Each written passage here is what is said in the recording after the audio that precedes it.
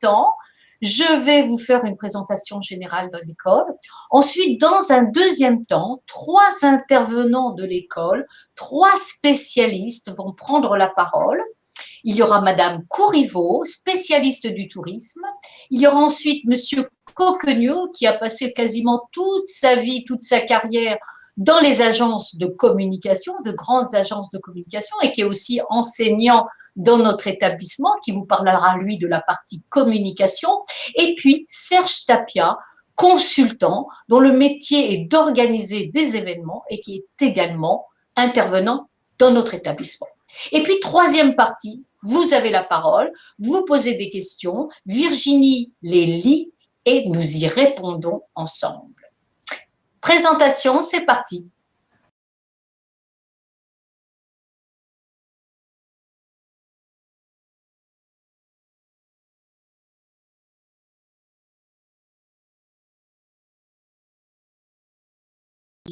Dans le domaine de la communication, l'événementiel et le tourisme.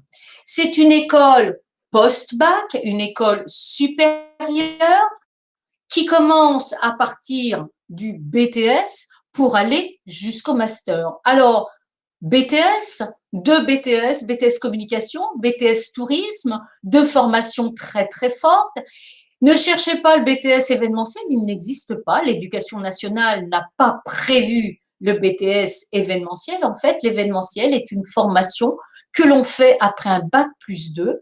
En troisième année, c'est une formation, c'est une spécialisation. On commence donc soit par un BTS tourisme, soit par un BTS communication. Alors pourquoi l'un ou l'autre? Eh bien tout simplement parce que dans le programme de BTS, que ce soit en tourisme ou en communication, il y a un module concernant l'événementiel.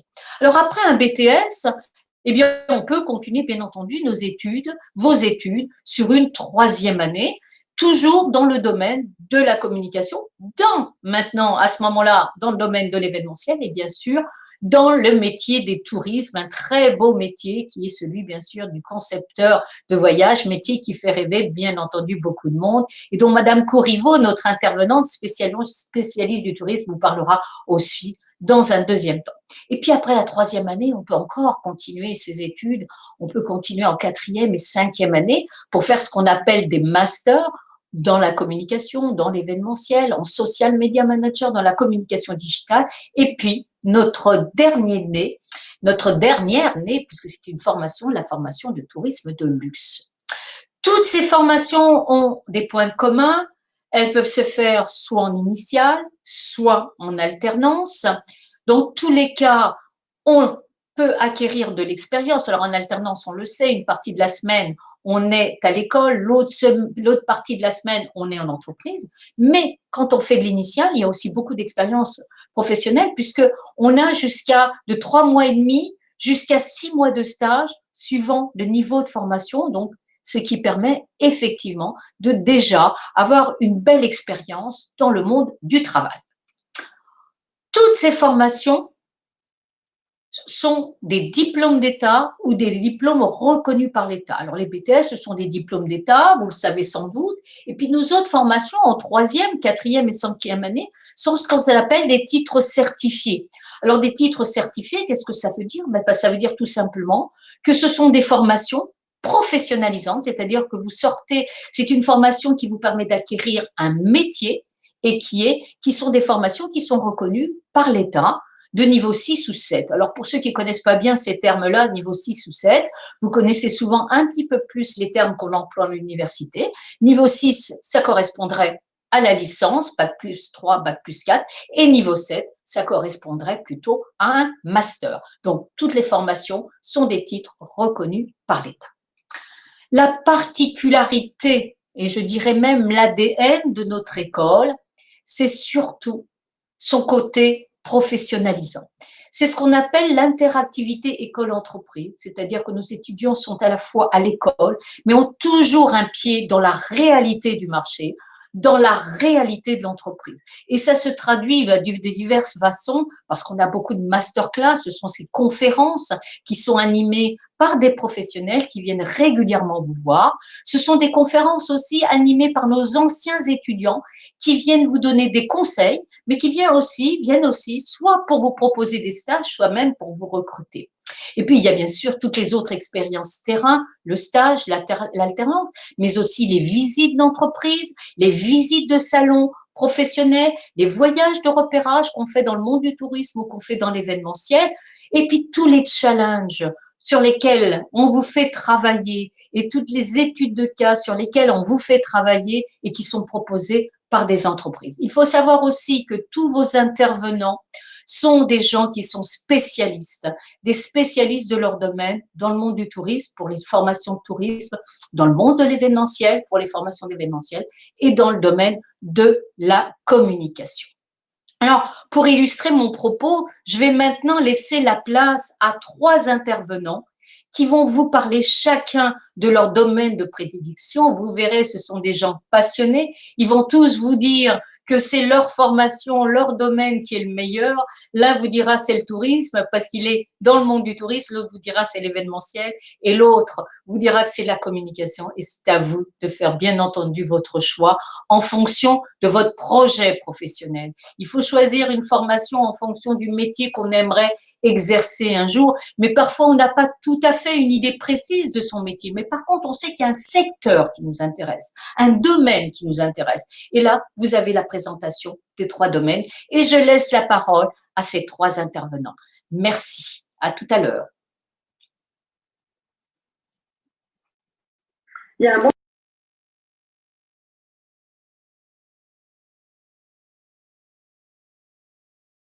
Bien, bonjour à toutes et à tous. Je m'appelle Liliane Courriveau. Donc, je vais vous parler de l'univers du tourisme et des métiers du tourisme en général. Donc, au-delà de vendre des voyages, parce que c'est peut-être la première vision que vous avez des métiers dans le tourisme, on vend des voyages, on vend des billets d'avion. Ce qui nous importe, nous, à PSTC, c'est de vous faire découvrir toutes les possibilités, tout le champ des possibles. Je dis parfois aux étudiants, par rapport à tous les métiers, toutes les fonctions qui peuvent vous attendre dans cet univers. Par exemple, vous pouvez tout à fait apprendre des techniques de métier, de vente ou de production, mais vous pouvez aller exercer votre profession à l'étranger, par exemple, aller vous expatrier. Vous expatrier, qu'est-ce que ça veut dire? Aller vivre aux États-Unis, partir sur des destinations éminemment touristiques, aller vivre au Maroc, aller vivre au Vietnam. Et là, vous allez vous occuper d'organiser des voyages et vous occuper des voyages et des clients français qui viennent en vacances. Donc, participer à toute cette énergie, de faire vivre à vos clients des expériences au plus près de la vie locale, faire un tourisme nouveau, durable, en contact avec les populations locales, et vous êtes en contact directement avec la clientèle. Vous vous occupez d'eux, mais pas que, vous allez aussi concevoir les produits, interagir avec les locaux et trouver les meilleurs produits, sélectionner les produits pour vos clients et vous occuper d'eux en destination. D'autres univers s'offrent à vous. Par exemple, on n'y pense pas toujours, mais dans les métiers du tourisme, il faut s'occuper de la promotion et de la mise en valeur, que ce soit du produit ou que ce soit de la destination.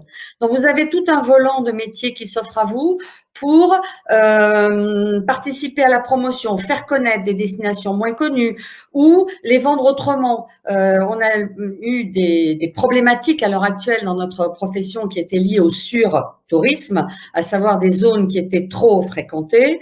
Bien évidemment, depuis 1 an, on connaît le problème exactement à l'inverse. Et le Covid est en train de changer la donne et de redistribuer les cartes dans notre profession. On va pas réinventer le tourisme, mais on va sans doute essayer de faire voyager autrement nos clients. Et là, il faut des jeunes, il faut des forces vives. On a besoin de vous tous pour pouvoir penser le tourisme autrement, pour pouvoir le promouvoir autrement, aller vers le tourisme expérientiel où le client va découvrir et va vivre des émotions fortes à travers ses voyages. On peut aussi développer des voyages à côté de chez soi. On s'en est rendu compte cet été en France, que l'on peut aller découvrir et vivre une émotion aussi de voyage et de partage à quelques kilomètres. Donc là aussi, il y a des formes de tourisme à réinventer. Il y a des formes de promotion du tourisme à travers les réseaux sociaux, par exemple. Vous avez aujourd'hui des blogueurs, des influenceurs. Il faut mettre en valeur leurs propos. Vous pouvez vous-même, pourquoi pas, faire partie de cette nouvelle génération qui exerce ces nouveaux métiers. Vous pouvez devenir des travailleurs nomades aussi. Cette profession se prête plutôt bien à l'ensemble de ces métiers-là. Je suis en train de penser justement à l'expatriation. On a beaucoup de nos étudiants qui sont partis à l'étranger, qui sont parvenus d'ailleurs, qui ont fait leur vie à l'étranger. Ghislaine, je ne sais pas si tu te rappelles, on a eu des nouvelles de Rachel qui était partie en Birmanie. Eh bien, elle est au Danemark désormais. Elle a changé d'expatriation. Voilà, c'est un mode de vie qui lui a plu et elle s'imaginait pas pouvoir faire ces métiers-là quand elle a commencé dans le tourisme à PSTC. À Dino Best aussi, qui est en Afrique. Oui, tout à fait. Qui sont aussi à New York, etc., etc. En effet. On a des élèves un petit peu aux quatre coins du monde et on garde évidemment le lien avec eux tous pour communiquer avec vous aussi, pour échanger aussi avec vous.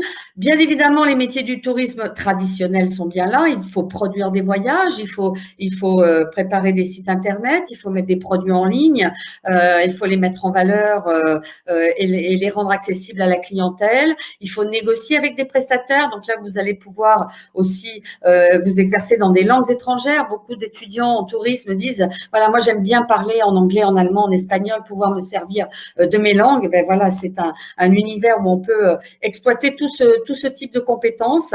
Ce qui est important pour nous chez PSTC, c'est de vous faire découvrir toutes ces possibilités. Très souvent, les étudiants se rendent compte, ah mais madame, j'avais pas imaginé que je pouvais faire ça, puis je peux faire ça. Ah oui, mais il y a ça. Voilà, vous pouvez très bien travailler dans une compagnie aérienne, travailler dans une chaîne hôtelière, travailler dans une agence de voyage, travailler chez un tour opérateur.